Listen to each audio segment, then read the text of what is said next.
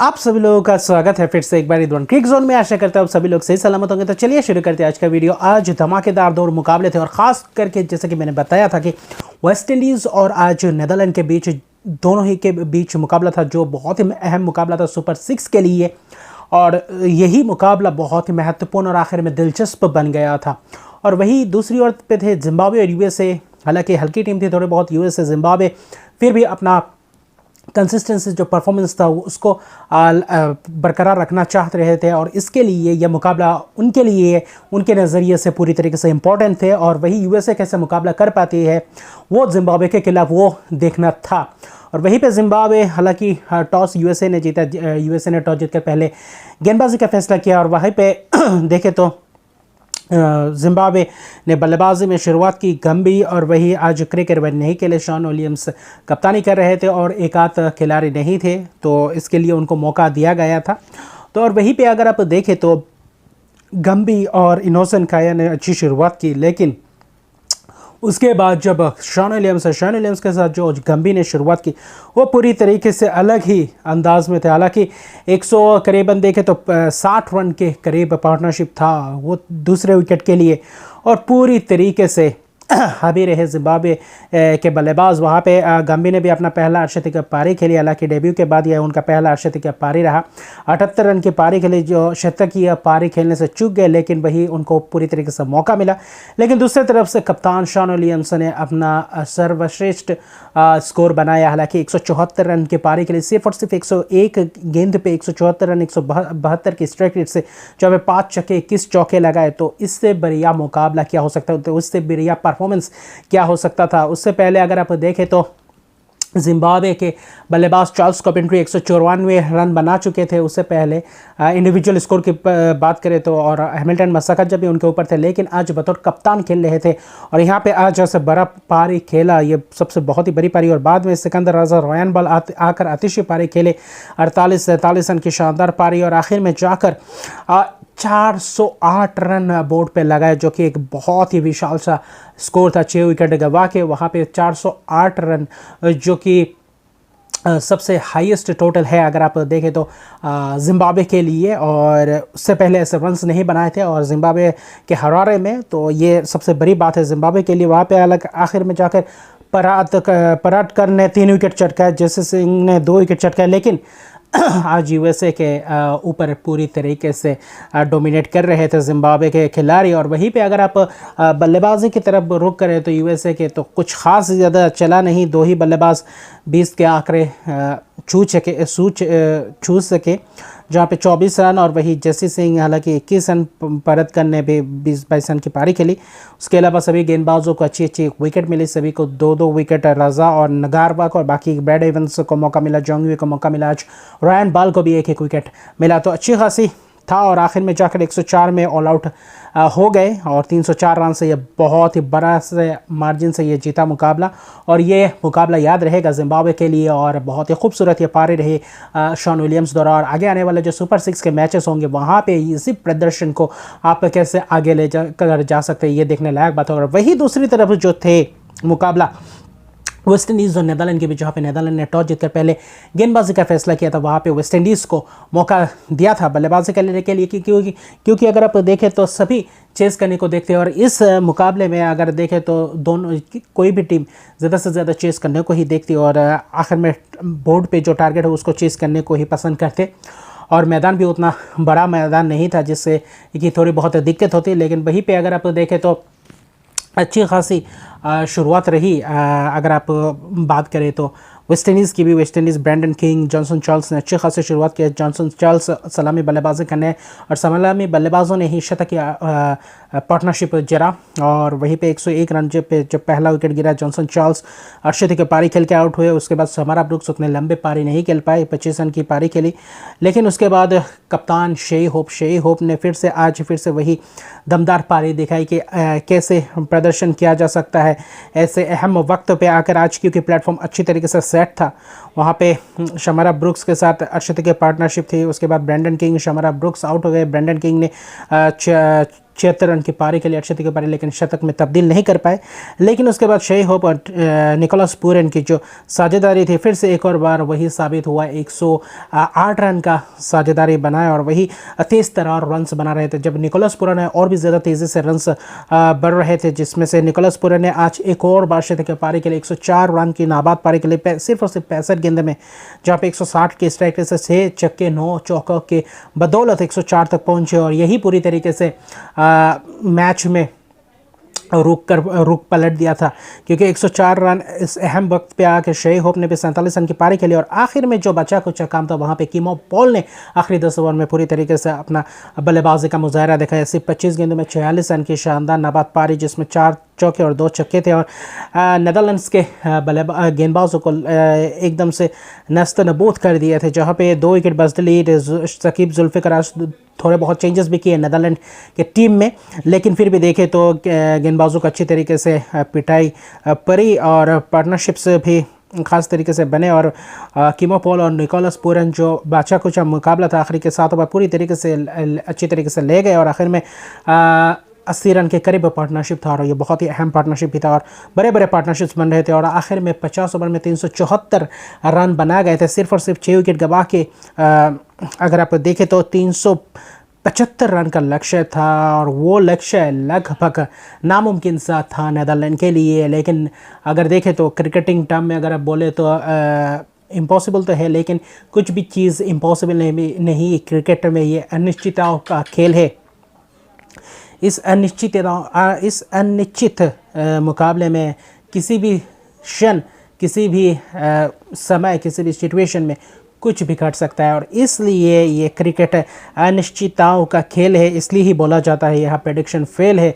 तो यही सबसे बड़ी बात है जो कहावत है। लेकिन यहाँ पे शुरुआत जो था नेदरलैंड्स का, आज इंटेंट अच्छा ही दिखाई दिया, क्योंकि आयरलैंड दूसरी तरफ दूसरे ग्रुप में जो श्रीलंका के साथ खेली थी बड़े टीमों के खिलाफ, वहाँ पे डगमगा गई। लेकिन यहाँ पे नेदरलैंड की सोच अलग ही थी। नेदरलैंड सोच रहे थे कि 375 रन हम अचीव कर सकते हैं अगर शुरुआत अच्छी तरीके से दे और रन बॉल अच्छी तरीके से खेल कर जाए और बड़े बड़े पार्टनरशिप्स बीच में लगाए तो मुमकिन हो सकता है। तो वहाँ पे विक्रमजीत सिंह और मैक्स ओडाउड ने अच्छी खासी शुरुआत की और 10 ओवर के अंदर 70-71 रन बना चुके थे पावर प्ले में, तो अच्छी नींव वर्क दी थी। वहाँ पे 76 रन की शानदार पार्टनरशिप हुई। उसके बाद मैक्स ओडाउड अपना विकेट गवा बैठे, हालांकि 36 रन की पारी के लिए। उसके बाद विक्रमजीत सिंह भी अपना विकेट जल्दी गवा गए। मैक्स ओडाउड के बाद विक्रमजीत भी शॉट खेलने गए थे। रोस्टन चेज ने अच्छी खासी विकेट चटकाए, बीच में आकर हल्के 37 रन विक्रमजीत सिंह ने बनाए। पार्टनरशिप अच्छी चल रही थी। उसके बाद बर्रेसी और बजट लीड के बीच अच्छी थोड़ी बहुत तालमेल बैठ गया था, लेकिन वहाँ पर भी बर्रेसी 27 रन महज बना पाए, जो अच्छी स्टार्ट मिला था, लेकिन उसको बड़े रन्स में तब्दील नहीं कर पाए। और फिर बजट लीडर तेजा निडामानुरू ने जो शुरुआत की पूरी तरीके से हावी रहे, ख़ासतौर पे विकेट भले ही गए हो लेकिन रन और बॉल से पूरी तरीके से आगे चल रहे थे और अच्छी खासी रन रेट को मेंटेन कर रहे थे नेदरलैंड के बल्लेबाज।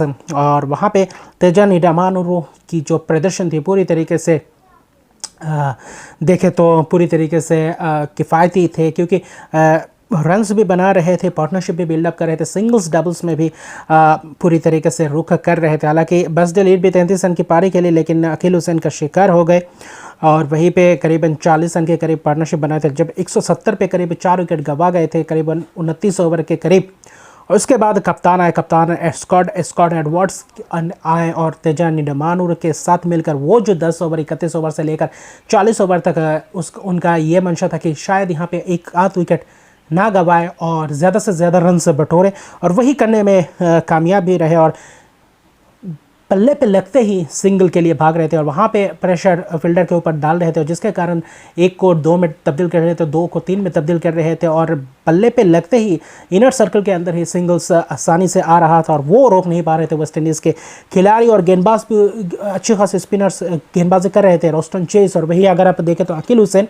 लेकिन फिर भी अगर आप देखें तो तेज़ गेंदबाजों की अगर आप बात करें तो उतना आज प्रभावित नहीं रहे, भले ही आज अलजारी जोसेफी की बात ही क्यों ना हो, लेकिन वहाँ पे विकेट चटका भी नहीं पा रहे थे और वहीं पे मुश्किलात सा पैदा कर दिया था बल्लेबाजों ने। वहाँ पे तेजा निडामानोरो और कप्तान एडवर्ड्स के बीच लगभग अगर आप देखें तो 145 रन के करीब पार्टनरशिप था और ये बहुत ही महत्वपूर्ण पार्टनरशिप 5 विकेट के लिए, और लगभग मैच को अपने तरफ लाकर रख दिया था दोनों ही बल्लेबाजों ने। और सूझबूझ भरी पारी खेल रहे थे, चक्के चौके में भी तब्दील कर रहे थे, ग्राउंड शॉट में विश्वास कर रहे थे और सिंगल्स डबल्स में ज़्यादा से ज़्यादा रन्स बटोर रहे थे।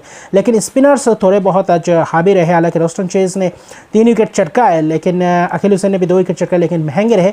और ख़ास तौर पर जब अगर आप देखें तो जब स्कॉट एडवर्ड्स का विकेट गया रोस्टन चेज के, वहाँ पे कॉट एंड बॉल हो गए। 67 रन की शानदार कप्तानी पारी के लिए 47 गेंदों में, जहाँ पे 1 छक्का लगा लेकिन 6 चौके लगाए, जिसके कारण अगर देखें तो बीच में जो सिंगल्स डबल्स वो पूरी तरीके से महत्व बनाया। मिडिल ओवर्स में जो चाहिए था नेदरलैंड्स को आखिर तक मैच को खींच कर ले जाए और इस बीच विकेट ना गंवाए और रन्स अच्छे खासे बटोरते रहे और वही करने में कामयाब रहे। और तेजा निडामानोरो ने अपना दूसरा शतक लाया, ओडीआई करियर का दूसरा शतक, और दोनों शतक बड़े टीमों के खिलाफ आए। एक जिम्बाब्वे के खिलाफ पहले मुकाबले में अगर देखें तो नेदरलैंड का, और वही आज वो दूसरा शतक और अहम वक्त पे आज के मुकाबले में चाहिए था ऐसा पारी इस 375 के लक्ष्य को पीछा करने के लिए। वहाँ पे 111 रन की शानदार पारी खेली। आखिर में उनका भी विकेट गया, 3 छक्के और 11 चौकों के मदद से 76 गेंदों में 111 रन की पारी खेली। और वहाँ पर जब निडामानोरो का विकेट गिरा तब लगभग अगर आप देखें तो करीब 45-50 रन के करीब रन चाहिए। तो वहाँ पे आर्यन दत्त और लोगन वैन बेक आए थे और वैन बेक ने आकर अलग ही मंशा जताई। और वहाँ पे अगर आप देखें तो आर्यन दत्त के साथ मिलकर थोड़ी बहुत पार्टनरशिप बिल्डअप करने की कोशिश की और वहाँ पे 3 ओवर में 42 रन चाहिए था। वहाँ पे अल्जारी जोसेफ और जेसन होल्डर थे। अल्जारी जोसेफ हालांकि 12 रन आए और वही जो 2 ओवर में 30 रन चाहिए था उस ओवर में पूरी तरीके से हावी रहे, 21 रन जोड़े और पूरी तरीके से मैच को अपनी गिरफ्त में फिर से एक और बार लाकर खड़ा कर दिया नेदरलैंड के खिलाड़ियों ने। वही उसके बाद देखें तो 1 ओवर में 9 चाहिए था, तो वो मैच पूरी तरीके से नाखून चबवाने वाला मुकाबला था। और जो आखिरी ओवर में करीबन देखें तो आखिरी ओवर में चाहिए थे 9 रन, जहाँ पे पहले गेंद पे चौका, 5 गेंद में 5 चाहिए थे, उसके बाद सिंगल लिया, उसके बाद आर्यन दत्त को आउट किया। 3 गेंद में करीबन देखें तो 3-4 रन चाहिए थे, तो वहाँ पे 2 गेंद बाकी थे, 2 गेंद शेष थे।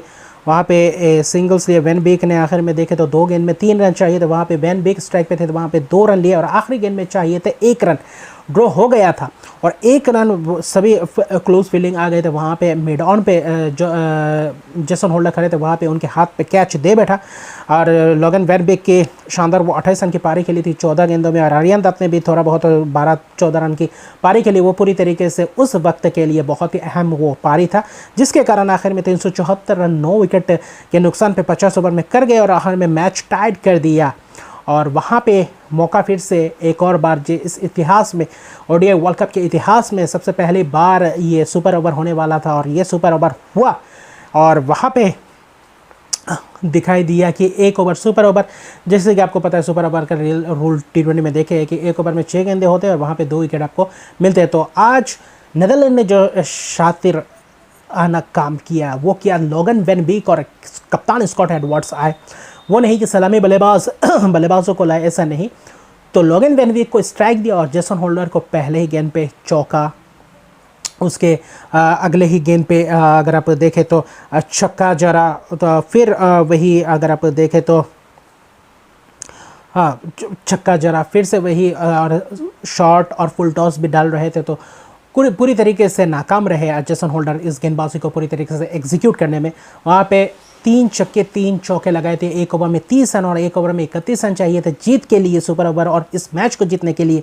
वहाँ पे आए जॉनसन चार्ल्स और शे होप, लोगन वैन बीक फिर से गेंदबाजी करने आए। वहीं पे देखे तो 1 ओवर में 31 रन चाहिए थे, जहाँ पे 5 छक्के तो मिनिमम चाहिए ही था और 1 रन। तो वहाँ पे मुश्किल था वेस्ट इंडीज़ के लिए, जो थोड़ा बहुत आ गया था हाथ में मुकाबला वो फिर से गंवा दिया 1 ओवर में 30 रन देखकर।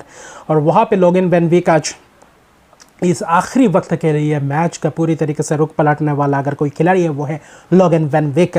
बनातेजा निडामानो की जो परफॉर्मेंस थी, वो जो कप्तान स्कॉट एडवर्ड्स ने लेकर खेला, उस पार्टनरशिप ने पूरी तरीके से हावी हुआ और आखिर में जाके प्रेशर में डाला और बाकी के जो बचा कुछ रन था वो लोगन वैन विक और आर्यन दत्त ने के बदौलत आखिर में ड्रॉ कर पाए। और आखिर में देखें तो एक ओवर में पहले ही गेंद पे छक्का, उसके बाद सिंगल्स और उसके बाद शाही होप ने फिर से सिंगल लिया और सिंगल लेते ही लगभग मुकाबला ख़त्म हो गया था। आखिरी में देखें तो चौथे और पाँचवें गेंद में जॉनसन चार्ल्स को आउट किया, कैच आउट हुआ। उसके बाद अगर देखें तो रोमारियो को आउट किया। तो ऐसे करके एक गेंद शेष रहा था, सिर्फ और सिर्फ 8 ही रन बना पाए। पूरे जो एक ओवर में 2 विकेट मिलते हैं वो पूरी तरीके से ऑल आउट हो गए। तो इसी तरह नेदरलैंड्स ये ऐतिहासिक जीत है, 375 रन, और इस 4 साल के साइकिल में 250 प्लस रन बनाए नहीं थे नेदरलैंड। और इस आईसीसी क्रिकेट वर्ल्ड कप के क्वालिफायर में वो भी 315 रन बनाए थे जिम्बाब्वे के खिलाफ। और आज जो ऐतिहासिक चेज़, हालांकि चेज़ में 375 रन, तो आज इससे बड़ी क्या मौका था और क्या मोमेंट था। आज इस जीत को पूरी तरीके से जीता और आखिर में वेस्ट इंडीज़ को हरा गया और अभी सुपर 6 में जो प्रवेश करेंगे 2 अंक के साथ, अगर जो टीम सुपर 6 में प्रवेश करेंगे अपने जो ग्रुप के साथ मैच खेले कर गए हैं, जो ग्रुप के साथ जो 3 टीम जो जैसे कि नेदरलैंड पहुंचेंगे सुपर 6 में, उसके साथ वेस्ट इंडीज़ और जिम्बाब्वे खेली है, तो उन ग्रुप के 2 मैचेस में 2 पॉइंट जिनके साथ अर्जित किए हैं तो वही पॉइंट कैरी ऑन करेंगे सुपर 6 के लिए। और वहाँ पे एक ग्रुप के एक टीम बाकी के 3 ऑपोजिशन ग्रुप के तीनों टीमों के साथ खेलेंगे। तो इस तरह आखिर में जाकर जो पॉइंट्स टेबल में टॉप के 2 में रहेंगे वो आखिर में जाके क्वालिफाई करेंगे, भारत के लिए टिकट मिलेगा। और अभी वेस्ट इंडीज़ के लिए यह रास्ता बहुत ही मुश्किल हो चुका है और नेदरलैंड्स इस जीत के साथ अपने आप को मौका देगा। और कल एक और धमाकेदार मुकाबला है, कल ग्रुप स्टेज का आखिरी मुकाबला है, उसके बाद सुपर 6 के राउंड शुरू होंगे। तो कल मुकाबला होगा श्रीलंका बनाम स्कॉटलैंड। ये भी धमाकेदार, आज जैसे नेदरलैंड वेस्ट इंडीज़ के बीच मुकाबला वैसा ही और क्रूशियल मुकाबला है स्कॉटलैंड के लिए भी और श्रीलंका के लिए। और वही दूसरा मुकाबला होगा आयरलैंड यूएई। उतना उस मैच पे कोई स्टेक नहीं है, लेकिन देखें तो श्रीलंका और स्कॉटलैंड वाले मुकाबले में ये ऐसा ही मुकाबला, अगर दिलचस्प मुकाबले देखने को मिलेंगे तो बहुत ही शानदार लगेगा। तो अभी के लिए इतने हैं। अगर अभी तक मेरे चैनल को सब्सक्राइब नहीं किया तो मेरे चैनल को सब्सक्राइब कर दीजिए, लाइक शेयर कमेंट जरूर कीजिए। तब तक के लिए गुड बाय।